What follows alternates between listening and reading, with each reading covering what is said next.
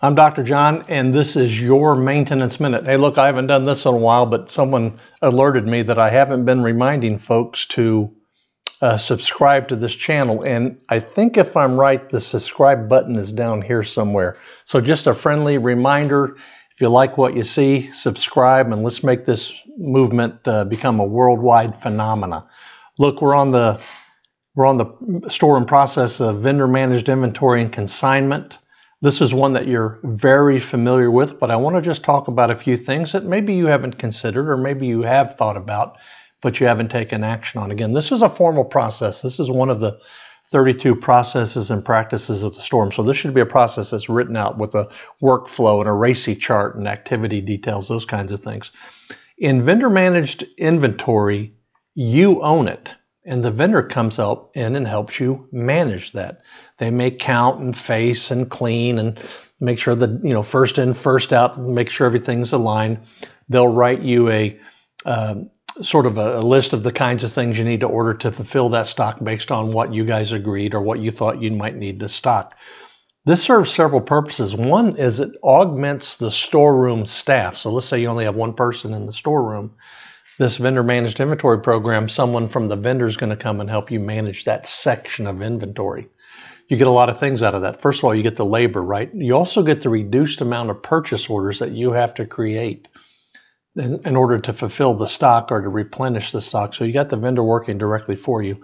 Now, some things to look out for that is oftentimes the vendor will slide. I'm not saying they're bad people by any means, but sometimes they'll slide some parts in there that you don't actually use in your facility. But the vendor, or the representative, I should say, gets credit for selling you one or making sure that you have one, right? Because this is your inventory.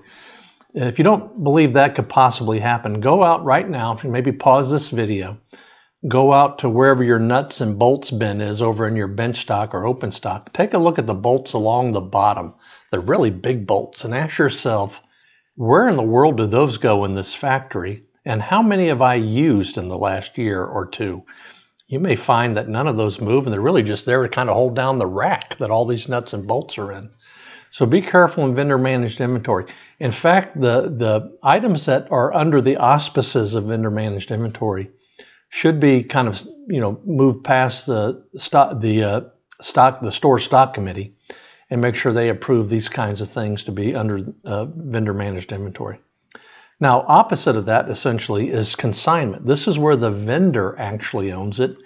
And the main benefit of having a consignment stock is it cuts down on the lead time or the time to go get the part and bring it here. It's literally sitting on your shelf. You don't own it, they own it, the vendor owns it. The thing to be aware on when the vendor owns it is that you take extremely good care of it. It's the old rule, you break it, you just bought it. Make sure you're rotating shafts.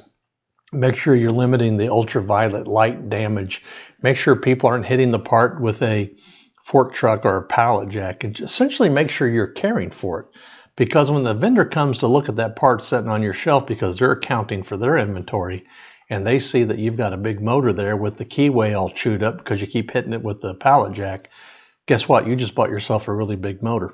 So the benefit to consignment rather, is that it's sitting on the shelf and you don't actually pay for it till you need it. So it cuts down on the inventory value too, because even though it's sitting in your storeroom, you haven't bought it, but the trip falls on that is if you break it, you own it, right? Now I'll tell you too that I have a, I have a client that has a lot of consignment. That is to say that they sell parts and they have things on consignment. And they have a couple of things that have been promised to many, many clients, and those clients don't know about each other.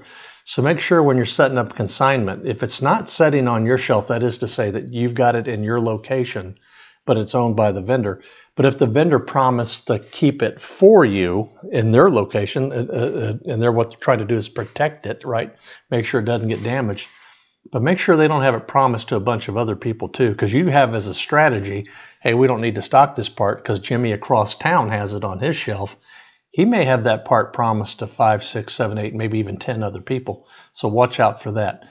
VMI and Consignment, this is a strategic process to running our store. Of course, the vendor managed inventory helps augment our labor, cuts down on our purchase order cost and the number of purchase orders, gives someone to help us out there.